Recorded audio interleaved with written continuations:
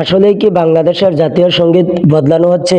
বিস্তারিত শুনুন ভিডিওতে। বাংলাদেশের সাবেক প্রধানমন্ত্রী শেখ হাসিনার পতনের সাথে সাথেই বাংলাদেশের জাতীয় সঙ্গীত পরিবর্তনের কথা উঠে এসেছে গণমাধ্যমে। সেখানে জানা যায়, কবিগুরু রবীন্দ্রনাথ ঠাকুরের লেখা বিখ্যাত জাতীয় সঙ্গীত আমার সোনার বাংলা আমি তোমায় ভালোবাসি, এই জাতীয় সঙ্গীত বাদ দিয়ে জাগ্রত কবি মুহিব খানের লেখা সঙ্গীত ইঞ্চি ইঞ্চি মাটি সোনার চাইতে দামি, নগদ রক্ত দিয়ে কিনা, এই সঙ্গীতকে জাতীয় সঙ্গীত হিসাবে স্বীকৃতি দেওয়ার জন্য বিভিন্ন জনের দাবি জানাচ্ছে যে কবিগুরু রবীন্দ্রনাথ ঠাকুরের লেখা বিখ্যাত জাতীয় সঙ্গীত আমার সোনার বাংলা এই জাতীয় সঙ্গীতের মধ্যে শিরিক মিশ্রিত, যার কারণে এই জাতীয় সঙ্গীত বদলাতে হবে। কোরআন ও হাদিসের দ্বারা লিখিত সঙ্গীতকে জাতীয় সঙ্গীত হিসাবে স্বীকৃতি দিতে হবে। শিরিক মুক্ত জাতীয় সঙ্গীত হতে হবে, যেটা সমস্ত মানুষই গাইতে পারে। কিন্তু এই বিষয়ে বাংলাদেশের নতুন সরকার কোনো ধরনের মন্তব্য করেন নাই বা কোনো পদক্ষেপও নেন নাই। সম্মানীয় ভিউয়ার, আপনি কোনটাকে বাংলাদেশের জাতীয় সঙ্গীত হিসাবে চান কমেন্ট বক্সে বলুন, এবং আরো এই ধরনের ভিডিও পাওয়ার জন্য